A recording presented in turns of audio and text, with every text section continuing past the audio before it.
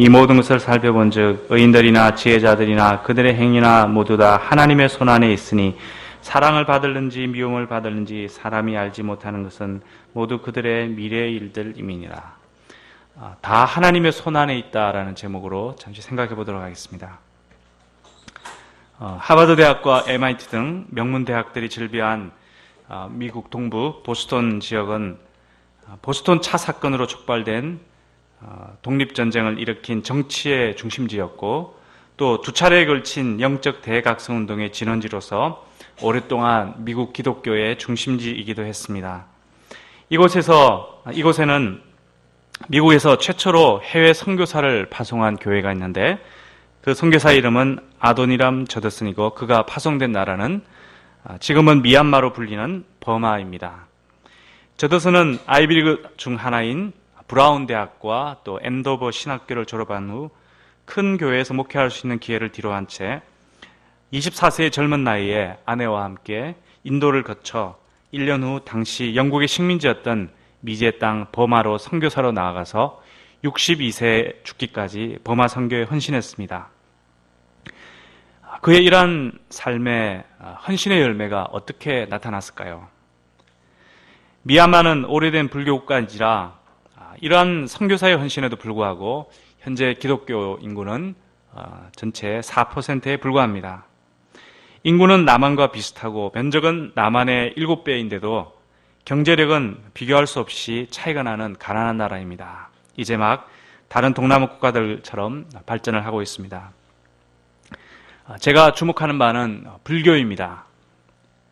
미얀마는 오랜 역사를 지닌 국가로서 수많은 불탑이 전국 각지에 즐비하다고 합니다. 현재는 2,000에서 3,000개가량이 남아있는데 전국 각지에서 어디서나 불탑의 이 장관을 볼 수 있다고 하는데 예전에 한번 큰 지진이 일어났다고 합니다. 그때 불탑이 사라지기 전에 전국적으로 이 대지진으로 불탑이 사라지기 전에는 전국적으로 무려 44만 개의 불탑이 있었다고 하니 미얀마 국민들의 불심이 얼마나 대단했는가 짐작하게 합니다. 불탑은 벽돌로 만들어집니다. 진흙을 구워서 만든 이 벽돌로 세워집니다. 사람들이 뙤약볕 아래에서 벽돌을 굽느라 흘린 땀이 마치 강물처럼 흘렀을 것입니다. 그리고 사람들은 불심이 지극하여 그 불탑과 부처상 앞에서 수없이 기도하고 또 기도하여 왔습니다. 저는 생각을 하였습니다. 불탑의 재료인 저 진흙을 농사 짓는 흙으로 사용했더라면 어땠을까? 또 벽돌을 굽고 탑을 쌓을 저 노동력으로 농사를 짓고 기계를 돌렸더라면 이 나라가 어떻게 되었을까? 불탑과 부처상 앞에서 수없이 내밀었을 경건한 두 손으로 생산적인 일을 했더라면 그들이 기도하던 바를 자신들의 손으로 해낼 수 있었을 것이라 생각이 되었습니다. 불교에서는 모든 일이 부처님 손안에 있다라고 말합니다. 이로써 이 우주에 그 무엇도 범접할 수 없는 절대 권력을 부처에게 부여하였습니다. 그래서 사람들은 부처상을 만들고 불탑을 만들어 열심히 소원을 빌어야 합니다. 나의 손으로 무수한 벽돌을 만들고 신전을 짓고 또 나의 손으로 끝없이 빌어야만 신의 응답, 곧 축복이 있을 것이라는 생각을 하게 되었습니다.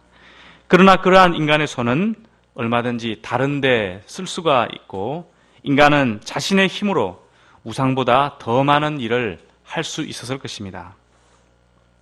오늘 말씀은 다 하나님의 손안에 있다는 제목으로 생각해 보고자 합니다. 하나님은, 성경은 모든 것이 다 하나님의 손안에 있으니 우리가 어떻게 인생을 살라고 말하고 있습니까? 인생의 생사화복이 하나님의 손안에 달려 있으니 이제 우리의 할 일은 두 손으로 열심히 벽돌을 구워 신전을 세우고 또 두 손을 합장하여 지극정성으로 신에게 용서를 구하고 축복을 빌어야 한다고 가르칩니까? 오늘 전도서의 한 부분은 이에 대한 답을 말하고 있는 것 같습니다. 오늘 본문에서 전도자는 인생이 처한 세 가지 현실을 이야기하고 그리고 이러한 삶의 현실 가운데서 우리가 어떻게 살아야 하는가를 말하고 있습니다. 첫째, 인생이 처한 상태. 첫째로 인간은 죽음이라는 변개할 수 없는 현실에 맞닿아 있습니다. 죽음은 모든 사람에게 동일하게 임합니다. 의인이나 악인이나 또 착한 사람이나 나쁜 사람이나 깨끗한 자나 깨끗하지 않은 자나 제사를 드리는 자나 안 드리는 자나 맹세하는 자나 안 하는 자나 구별 없이 모든 사람에게 죽음이 임합니다. 삶을 어떻게 살아가든 모든 사람은 결국 동일하게 죽음을 맞이해야 합니다. 그리고 전도자는 이 죽는 것보다 살아있는 것이 훨씬 낫다 말하며 죽은 사자보다 산 개가 낫다 말하고 있습니다. 죽은 자에게 사라지는 세 가지가 있다고 말하는데 6절을 보면 그것은 바로 사랑과 미움과 시기심입니다. 이러한 감정은 공통적으로 열정적이라는 데 있습니다. 이러한 열정적인 감정은 죽은 자에게서는 찾아볼 수가 없습니다. 살아있는 사람은 사랑하든 미워하든 시기하든 이렇게 열심히 역동적으로 살아갑니다. 그러나 죽으면 해 아래서 행하던 이 열정적인 일들은 다 식고 없어집니다. 사랑하고 싶어도 미워하고 싶어도 시기 질투하고 싶어도 할 수 없게 됩니다. 아무것도 모르게 되고 결국 자신의 이름조차 점점 잊혀지게 됩니다. 이처럼 죽음은 너무나 분명한 현실이요 또 너무나 큰 공포이기 때문에 사람들은 이 문제를 해결하고자 부단한 노력을 해왔습니다. 그 중에 하나가 종교일 것입니다. 그러나 모든 사랑, 또 재물, 지혜와 고통 이런 것을 다 쏟아부어도 심지어 등신불처럼 자신의 목숨을 바쳐도 이 죽음은 해결할 수 없는 인생의 현실이었습니다. 그래서 철학자 하이데거는 이 죽음을 현실로 끌어와서 죽음을 전제로 한 삶을 살아야 의미 있는 삶을 살 수 있다 이렇게 말을 하였습니다. 반대로 신학자 판넨베르그는 죽음을 넘어선 부활이 현실이기 때문에 그 부활을 현재로 끌어와서 부활을 전제로 의미 있는 삶을 살아가도록 길을 제시하기도 했습니다. 어쨌거나 죽음은 의인이든 악인이든 모든 사람에게 임하는 피할 수 없는 운명임을 전도자가 말하고 있습니다. 우리는 죽음을 앞둔 수잔다 선교사님을 생각할 때 마음이 아프고 어떻게 위로를 해야 할지 모르겠습니다. 물론 끝까지 병과 싸워야 하겠지만 이 땅에서의 삶이 어느 시점까지라면 그 죽음을 받아들일 수 있어야 할 것 같습니다. 그리고 또한 죽음이 현실인 것처럼 부활도 현실임을 믿는 믿음을 가지도록 기도해야 할 것입니다. 또한 우리 모두도 언젠가 죽는다는 현실을 인식하고 죽음과 부활을 염두에 둔 삶을 살아가고자 해야 할 것입니다. 왜냐하면 죽음은 죄인이 처한 현실이고 부활은 하나님이 주신 현실이기 때문입니다. 둘째로 인생은 수학 공식처럼 풀려나가지 않습니다. 11절 말씀입니다. 11절에는 사람의 기대대로 인생이 풀려가지 않음을 말하고 있습니다. 전도자가 해 아래에서 목도한 바로는 빠른 경주자들이라고 먼저 도착하지 않았다는 것입니다. 용사들이라고 전쟁에 승리한 것이 아니라는 것입니다. 지혜자들이라고 잘 먹고 잘 사는 것이 아니었습니다. 명철자라고 해서 재물을 얻는 것도 아니었습니다. 지식인이라고 해서 은총을 입은 것도 아니었습니다. 이런 해 아래에서의 모습은 사람들의 상식과 사람들의 예상을 빗나가는 현상들입니다. 사람들은 세상사를 생각할 때 인과관계를 많이 따집니다.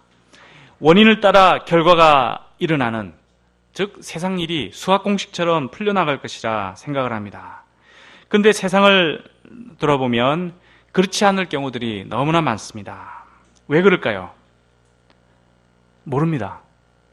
전도서는 왜 그런가 이유를 묻지 말라고 합니다. 그냥 세상이 이렇다라는 그것을 묘사할 뿐입니다. 11절 마지막은 이는 시기와 기회는 그들 모두에게 임함이니라고 말하고 있는데 이 말의 뜻은 시기와 기회, 이 불행한 때와 또 재난이 누구에게나 닥칠 수 있다는 것입니다. 영어에서는 이 기회라는 말을 찬스라고 이렇게 번역을 했는데 이 영어 찬스를 이제 한글로 기회라고 했는데 이 찬스라는 말은 기회라는 뜻도 있지만 사전을 보면 예상치 못한 일의 일어남, 이것을 뜻하는 단어이기도 합니다. 그래서 인생에는 예상치 못한 일들, 즉 수학 공식과는 다른 그런 일들이 막 일어난다는 것입니다.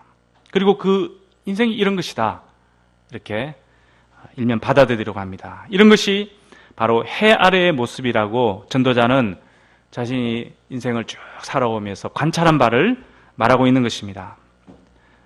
예를 들어서 8장에서 말한 것처럼 의인에게 주어질 상이 악인에게 주어지기도 하고 악인에게 주어질 벌이 의인에게도 주어지는 이런 모순된 일들이 해 아래 인생사에 많이 일어난다 하는 것을 전도자가 이야기를 하였습니다. 셋째로, 사람은 앞으로 어떤 일이 닥칠지 알지 못합니다. 1절과 12절입니다. 오늘 본문의 처음과 끝절인 1절과 12절은 알지 못한다라는 말로 시작하고 이렇게 끝맺고 있습니다. 1절을 다시 한번 보십시오. 이 모든 것을 내가 마음에 두고 이 모든 것을 살펴본 즉 의인들이나 지혜자들이나 그들의 행위나 모두 다 하나님의 손안에 있으니 사랑을 받을는지 미움을 받을는지 사람이 알지 못하는 것은 모두 그들의 미래의 일들임이니라. 또 12절, 분명히 사람은 자기의 시기도 알지 못하나니 물고기들이 재난의 그물에 걸리고 새들이 올무에 걸린 같이 인생들의 재앙의 날이 그들에게 홀연히 임하면 거기에 걸리느니라. 특히 미래에 일어날 사람의 일들을 과거를 기초로 단정지을 수 없다는 것입니다. 과거에 그러했기 때문에 미래도 꼭 그렇게 일어날 것이다, 이렇게 생각하지 말라고 말하고 있습니다. 사람은 누가 사랑을 받을는지 미움을 받을는지 또 그것이 미래의 일이기 때문에 사람은 결코 알 수가 없습니다. 좋은 일이 닥칠지 불행한 일이 닥칠지 알지 못합니다. 물고기나 새처럼 재앙이라는 그물에 사람들이 언제 걸릴지 누구도 알지 못합니다. 둘째, 그러면 어떻게 살아야 할까요? 7절에서 10절입니다. 이 부분은 이러한 해 아래에서의 삶 속에서 우리가 어떻게 살아야 할지를 말하고 있습니다. 이 구절을 말하기 전에 조금 전에 우리가 생각했던 것을 한번 회상을 해보면 어떻게 살아야 될 것인가? 인간이 한 치 앞도 알지 못한다, 이러한 그 현실을 볼 때 우리가 어떻게 살아야 될 것인가? 인간의 연약함과 한계를 알고 겸손히 살아야 되겠다, 이런 방향이 있습니다. 또 모든 일이 하나님의 손안에 있다, 이런 것을 인정하면서 살아야 함을 말합니다. 그리고 7절에서 10절은 하나님이 우리에게 주신 현실에 충실하며 살아가라, 이렇게 말합니다. 현실을 즐겁게 살아가라 말합니다. 가서 기쁨으로 음식을 먹고 또 즐거운 마음으로 포도주를 마시고, 이것이 바로 하나님이 인생들에게 하시는 일을 벌써 기쁘게 받으셨기 때문에 하나님 주신 일한 것을 즐겁게 누리며 살라 합니다.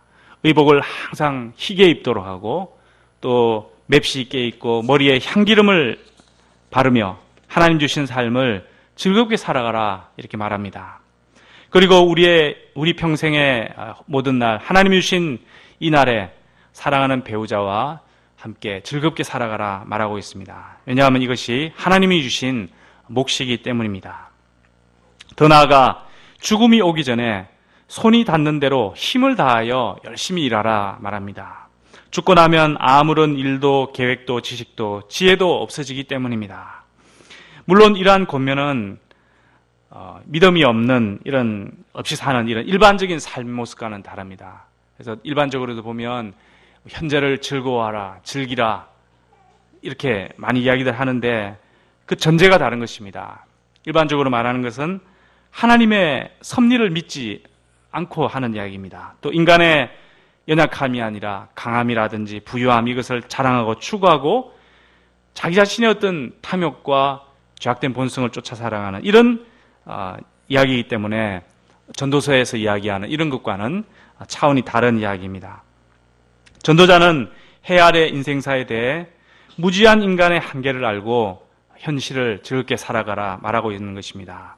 모든 것이 하나님의 선한 섭리 아래에 있다는 주권 신앙을 기초로 살아가라는 것입니다. 그리고 너무 이렇게 괴로워하고 부정적인 것만 보지 말고 기뻐하며 열심히 살아가라, 이렇게 전도자는 말하고 있는 것입니다. 전도서는 결코 인생의 허무주의나 쾌락주의에 기초하여 아무렇게나 살아가라 이렇게 말하고 있지는 않습니다. 장차 우리가 들어갈 세월에는 일도 없고 계획도 없고 지식도 없고 지혜도 없습니다. 그날이 오면 우리의 삶이 용맹한 사자와 같은들 아무런 소용이 없습니다. 지금은 해가 우리 삶을 비추고 있는 때입니다. 세상의 빛 예수님이 우리의 삶을 비추고 있는 낮입니다. 이 해 아래서의 삶을 열심히 즐기고 열심히 일하며 살아가는 그런 사람들이 되어야 합니다. 기쁨으로 뷔페에 가서 열심히 먹고 또 즐거운 마음으로 포도즙을 마시며 포도주 안에 포도즙을 마시고 또 막 브랜드 옷도 사 입고 막 머리에 향기름도 바르고 사랑하는 사람과 함께 삶을 즐겁게 살아가는 가족과 양들과 또 주위 사람들과 함께 즐겁게 살아갈 줄 알아야 한다는 것입니다. 또한 우리 손으로 열심히 힘을 다해 일해야 합니다. 우리의 손은 뙤약볕 아래에서 붉은 벽돌을 허무하게 만들려고 주어진 것이 아닙니다. 예수님처럼 사람의 발을 씻기는 손, 또 기도하는 손으로 주신 것입니다. 우리 앞에 닥친 여름 수양회를 생각할 때 여러 가지 생각이 많이 들었습니다. 오늘 전도서 말씀을 보면서 우리에게 이러한 마음, 또 이러한 손, 이러한 것을 가지고 또 부지런히 한편으로는 기쁨과 즐거움으로 섬겨야 하겠다는 생각이 들었습니다. 우리의 시간이 끝날 때가 있을 것입니다.